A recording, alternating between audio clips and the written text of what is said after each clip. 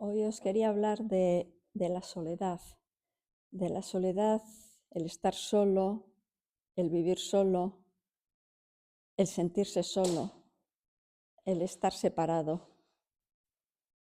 Y es una reflexión porque trato con bastantes personas mayores y veo que muchas viven solas. Y reflexionando sobre esto, he visto que la soledad no hace más que crecer en todos los países de Occidente, sobre todo. Y cada vez hay más gente que vive sola.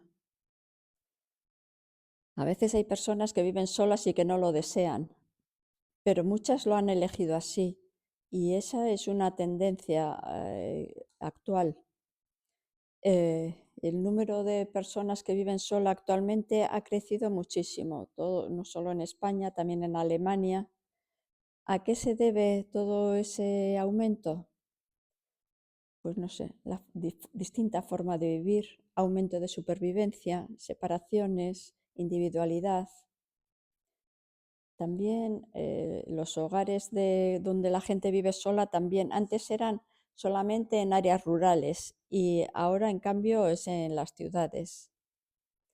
Y antes eran generalmente solo personas mayores, sobre todo mujeres que eran viudas, pero ahora hay gran número de jóvenes, de hombres y mujeres solteras y también muchos de una clase socioeconómica media. Muchas veces es debido a las separaciones, que cada uno se va por un lado. También eso hace que aumenten la necesidad de viviendas también. Por eso, en general, los jóvenes les cuesta más independizarse y hay menos jóvenes que viven solos porque les cuesta independizarse económicamente.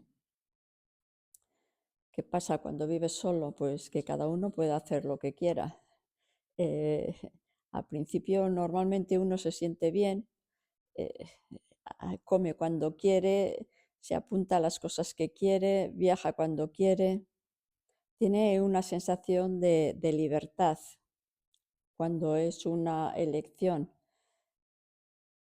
Y no miras más, sino simplemente hacer lo que quieres.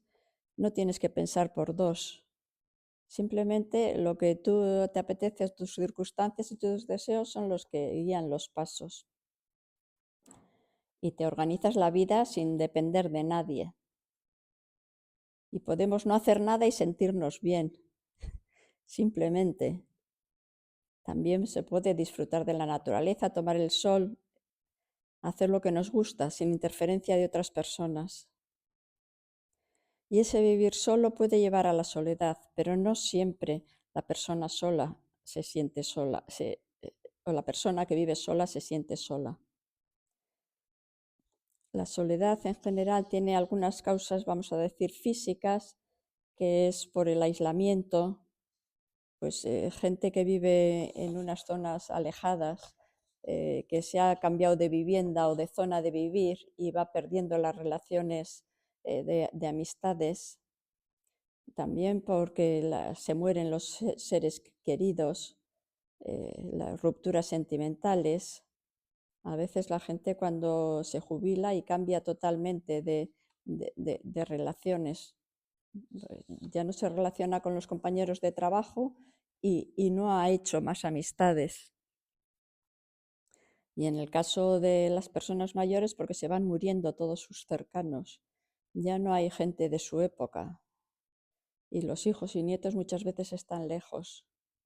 Y a veces la salud no les permite salir de casa. Y a veces hay gente que está sola porque lo percibe como que está sola. Es decir, que son causas psicológicas, es la percepción, el concepto que tenemos de nosotros mismos, de que no nos entienden.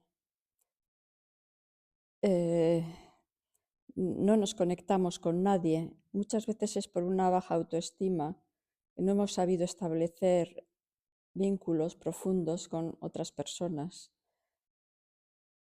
A veces también cosas de la infancia, el no haber establecido un apego significativo, también en la infancia puede llevar a que luego de mayor no sepamos relacionarnos.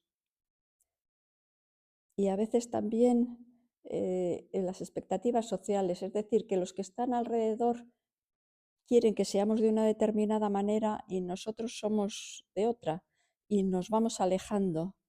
Es la discrepancia entre la identidad de una persona y el rol que quieren los de alrededor que desempeñe. En resumen, que el sentimiento o la sensación de soledad puede responder a múltiples situaciones y circunstancias. Unas son muy conscientes y otras inconscientes. Y además podemos sentirnos solas a pesar de estar rodeados de personas. Sería la soledad compartida, que es estar acompañado y sentirse solo, no sentirse comprendido por los demás. A veces cuando estamos viviendo con más gente, tienes que atender 1000 asuntos y no tienes tiempo de pensar en uno mismo. El sentirse solo muchas veces no depende de cuánta gente se viva, ni de con cuánta gente hables o te relaciones a diario, sino de la capacidad o incapacidad de conectar con esas personas. A veces depende de una percepción hostil del entorno que nos hace vivir desconectado emocionalmente de lo que nos rodea. Esta sería una especie de soledad no social, sino psicológica. Y puede suceder con la misma intensidad en una persona que vive sola en un ermitaño como en una gran ciudad rodeada de personas. La soledad se puede decir que es uno de los males de nuestra época, porque a pesar de no estar solos, nos relacionamos de una manera distinta, nos alejamos de nosotros mismos y de nuestros deseos, de nuestros sueños, de nuestras necesidades. Y a veces intentamos conjurarla recurriendo a otros medios y a otros remedios. Y hacemos cantidad de cosas para olvidarnos de la soledad. Anhelamos la distracción y hacemos un montón de cosas, cada vez mayor número de cosas y que sean en el menor tiempo posible. Desde un punto de vista más existencial y filosófico, la causa última de la soledad sería la desconexión entre el yo auténtico y la imagen que proyectamos al mundo. Este vacío interior se manifiesta cuando la persona no logra integrar sus verdaderos sentimientos, sus necesidades con las relaciones y los roles que se le imponen. En este sentido, la soledad se convierte en un síntoma de una búsqueda por encontrar sentido y autenticidad en medio de las expectativas sociales. Y eso nos invita a cuestionar la relación entre el ser individual y la colectividad. Pero en realidad todos necesitamos de un apoyo honesto y significativo con el que podamos sentirnos parte de algo o de alguien al que amamos. La soledad emocional genera malestar y sentimientos de tristeza, que a veces se alternan con apatía, con mal humor, con frustración, y puede llevar a la ansiedad y la depresión. Porque la soledad no es estar solo, sino estar vacío. Esa experiencia de soledad que implica una desconexión de las personas, a veces en esa desconexión nos miramos a nosotros mismos y miramos nuestro interior.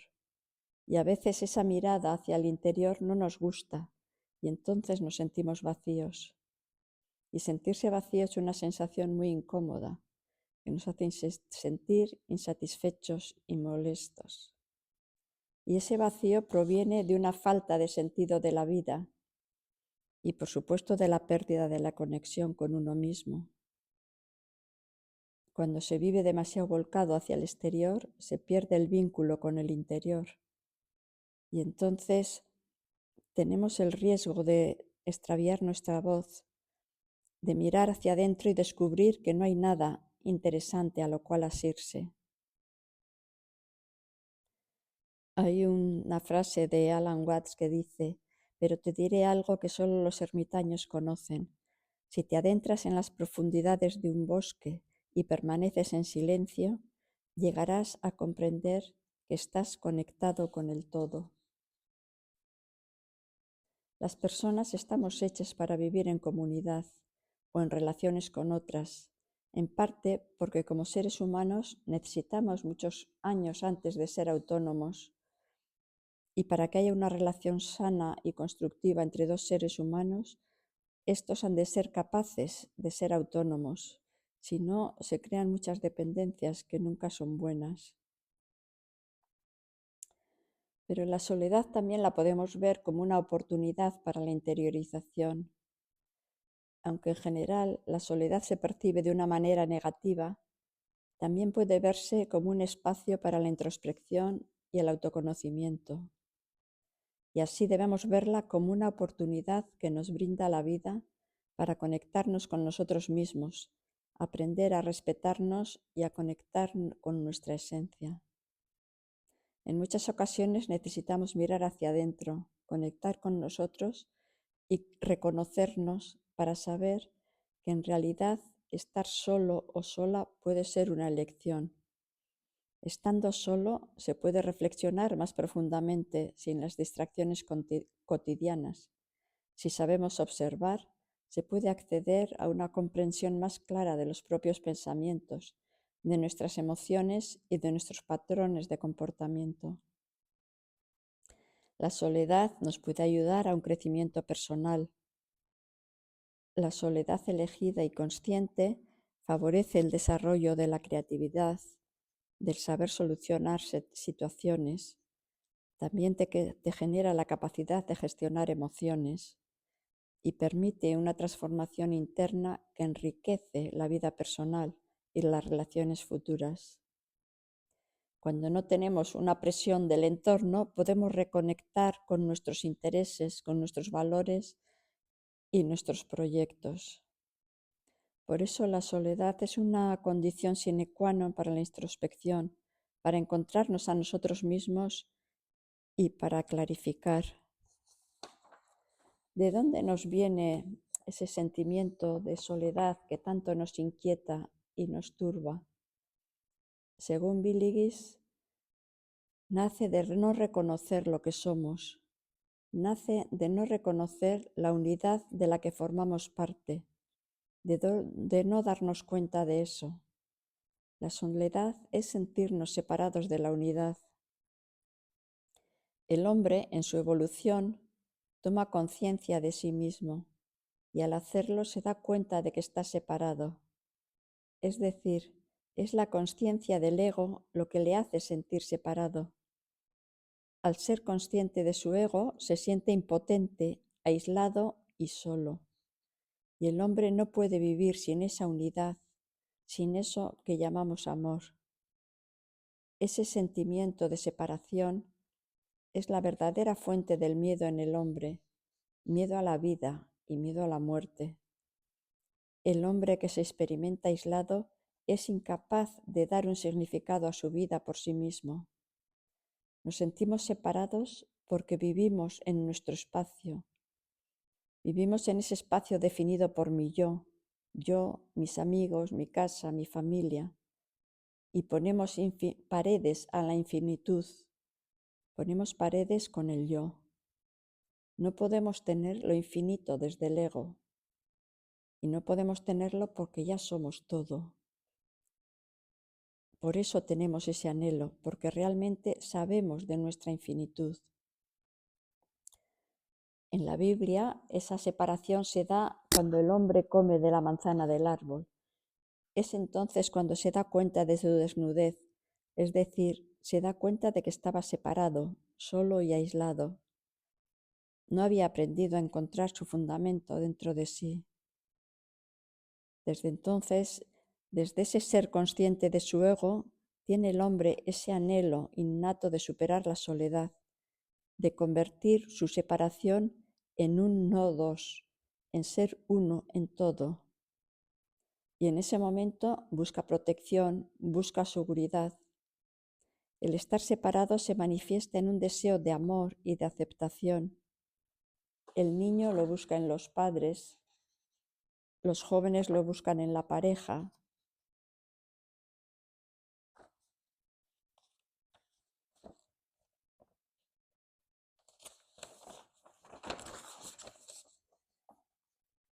También se busca en el trabajo. A veces se busca en tener cosas, objetos, en la casa, coche. A veces en cosas ficticias o peores como drogas o alcohol. Esa búsqueda el hombre la hace siempre fuera de sí, en las cosas. Y no es malo tener anhelos o querer hacer proyecciones, al contrario, es parte de nuestro ser humano. Pero lo importante es darnos cuenta de lo que en realidad son, que son medios para sobrevivir. Lo que en el fondo significan esas fantasías y proyecciones hay que saber valorarlas en lo que son y saber ponerles límites. Hay que pararse de vez en cuando y preguntarse, ¿y ahora qué? ¿Por qué? ¿Para qué? Cuando el hombre se da cuenta de que es imposible encontrar su realización en lo temporal, empieza a buscar más allá, a veces en Dios como ser omnipotente, el que me consuela y me coge en sus brazos. Pero hay que tener cuidado, porque entonces convertimos a Dios en algo así como un superhombre, en el Dios que es el Dios de la mayoría de las religiones. Al hacer meditación y tener cierta experiencia, ese Dios se desvanece. En el Zen será el vacío. Entonces se siente una gran soledad y un abandono. Y eso es porque nos hemos hecho una imagen de Dios o una imagen de la iluminación o una imagen del vacío. Y esa imagen se cae. Hay unas frases del maestro Eckhart que van en este sentido. El hombre no debe conformarse con un Dios pensado, dice, ya que cuando desaparece el pensamiento, desaparece también Dios. Más bien hemos de tener un Dios esencial que está muy por encima del pensamiento del hombre y de todas las criaturas. Este Dios no desaparece a no ser que el hombre le dé la espalda con su voluntad. Quien tiene a Dios así, es decir, en el ser, toma a Dios a la manera divina, y aquel le resplandece en todas las cosas, pues todas las cosas le saben a Dios, y la imagen de Dios se le ha manifestado en todas las cosas. Y hay otra frase también de Eckhart, en otro párrafo, que explica qué hacer para llegar a ello. Dice, hazte como un niño, hazte sordo y ciego. Tu propio yo ha de ser no nada. Atraviesa todo ser y toda nada. Abandona el lugar, abandona el tiempo y también la imagen. Si vas sin camino por la senda estrecha, alcanzarás la huella del desierto. Muchas veces cuando vamos por ese camino espiritual, en una búsqueda para responder a ese anhelo que tenemos, nos podemos encontrar solos. Y es que el yo, cuando se da cuenta de que no tiene ese papel predominante que nosotros le hemos dado, o sea, nos sentimos solos. Y así, si me voy abriendo a la infinitud, soltando ese ego y voy perdiendo mi identidad, o lo que yo creo que es mi identidad, y el yo se rebela contra eso. Pero en la realidad no hay nada que podamos llamar yo. Yo es únicamente el punto de intersección de nuestras actividades psíquicas, la voluntad, las expectativas y los sentimientos, y las mantiene juntas nuestra memoria, que nos refleja una cierta permanencia. Pero todo es cambiante y nuestra verdadera identidad se encuentra mucho más profundo. Porque si no soy yo, ¿quién soy? Esa es una de las preguntas que nos van ayudando a profundizar. El saltar el yo, el soltar el yo, el ir soltando nuestros apegos, No quiere decir que lo tenemos que quitar del todo. Sin el yo no puede haber una experiencia profunda. El yo es el que nos ayuda a sobrevivir también. No se trata de quitar la conciencia del yo, sino de retirarla y de darnos cuenta hasta qué punto es una construcción de nuestra sociedad, de nuestra educación.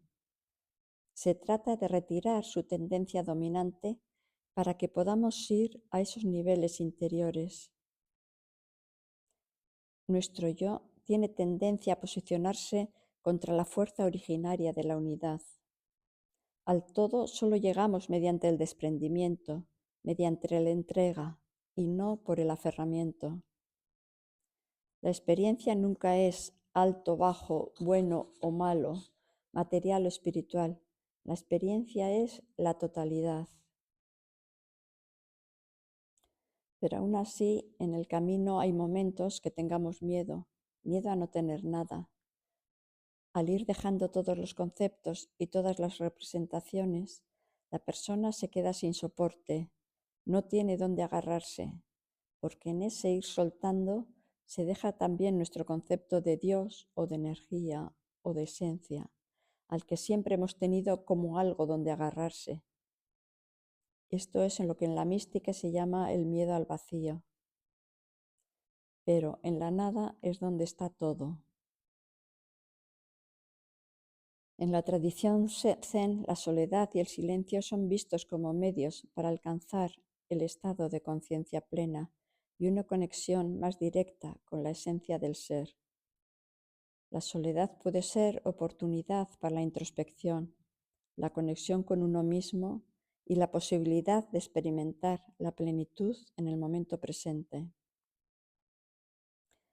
Desde la perspectiva del Zen, la soledad se percibe como un estado natural y necesario para el crecimiento espiritual.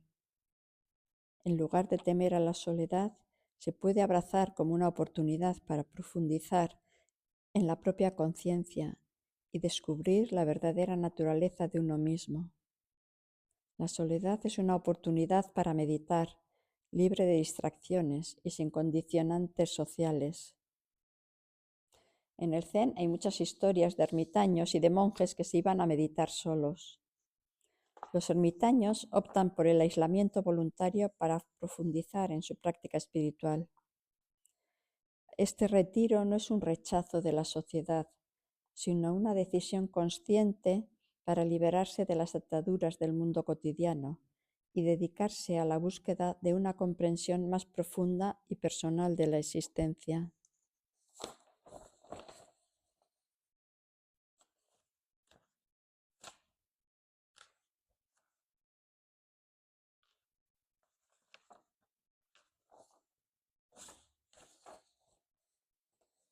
La meditación y la contemplación en la soledad también son medios para cultivar la paz interior y la conexión con el ser esencial. La soledad puede ser un camino hacia la autenticidad y la libertad emocional, liberándonos de las expectativas externas y permitiéndonos ser fieles a nosotros mismos. Por eso podemos considerar que la sociedad no es un estado de separación, sino una oportunidad para experimentar la interconexión de todas las cosas. Al sumergirse en la soledad se puede descubrir la unidad subyacente que une a todos los seres y encontrar consuelo en esa sensación de pertenencia al universo. La soledad es una buena ocasión para interiorizar. Nuestra verdadera identidad permanece oculta en lo profundo y cuando intenta desarrollarse se encuentra con esa resistencia de la conciencia del yo. Cuando nos encontramos solos, cuando parece que todo nos falla, cuando tenemos miedo a no sé qué, pensemos en vivir simplemente ese instante, solo el instante. En el Mumonkan hay un koan de cuando el maestro Yosu va a visitar a un ermitaño y al entrar en la cueva pregunta: ¿quién hay dentro? Y el ermitaño levanta el puño. Y Josu dice, el agua es poco profunda para que un barco eche el ancla, y se va. Luego Josu va a visitar a otro ermitaño, entra en su cueva y le dice, ¿hay alguien ahí dentro? Y el ermitaño levanta el puño. Entonces Josu dice, libremente vas y libremente quitas, y se inclinó profundamente. ¿Qué significa esto? Dos ermitaños, una misma acción, cada uno con un grado de interiorización, del cual Josu se da cuenta. Los dos están solos, los dos meditan, los dos hacen lo mismo. Pero ¿cuál es la intención de cada uno de ellos? Cada uno tiene un grado de iluminación, cada uno debe seguir su curso. Es decir, que haciendo lo mismo no siempre se consigue lo mismo, o hay circunstancias en que se consiguen cosas distintas. Cada uno debe de seguir su camino. En el Zen hay también la historia de un monje que le pregunta, cuando está perdido, le pregunta a otro qué dirección seguir, y el ermitaño le responde, tú sigue el curso del río. Seguir el curso del río es aceptar las circunstancias, es vivir el momento con lo que hay. Si seguimos el camino de interiorización, nos iremos transformando poco a poco y nunca nos encontraremos solos, porque nos daremos cuenta que somos parte de esa unidad, de esa esencia, de esa realidad que somos. Es decir, nos daremos cuenta que esa esencia que somos siempre ha estado ahí y que no que tenemos que buscarla en absoluto, solo tenemos que darnos cuenta. Es decir, que desde la perspectiva del Zen, la soledad puede ser vista como una puerta hacia la autenticidad, la conexión con uno mismo y con el ser esencial, y la comprensión de la interconexión con todas las cosas. En lugar de temer la soledad, se puede abrazar como una oportunidad para crecer y sanar, para conectar con uno mismo y tener la posibilidad de experimentar la plenitud en el momento presente y así encontrar la paz interior. Y otra cosa es que cuando uno se da cuenta de su verdadera naturaleza, se da cuenta de que está unido a todos los seres y entonces se ve que no está solo. Y además su comportamiento será el correcto en cada ocasión. Nosotros decimos, ama y haz lo que quieras. Desde el amor, desde esa unidad, se actúa de una determinada manera, que es de ayuda hacia los demás. Aunque, como hemos visto antes, nuestra naturaleza y nuestros miedos a veces nos arrastran, por eso es bueno tener la idea de qué es lo correcto para no hacer daño a los demás, tenerlo siempre un poco en la mente. Es decir, seguimos nuestro camino, interiorizamos, pero tenemos también en cuenta un poco qué es lo correcto. Hay un texto de Confucio que dice, 9 son las cosas en las que piensa un hombre superior.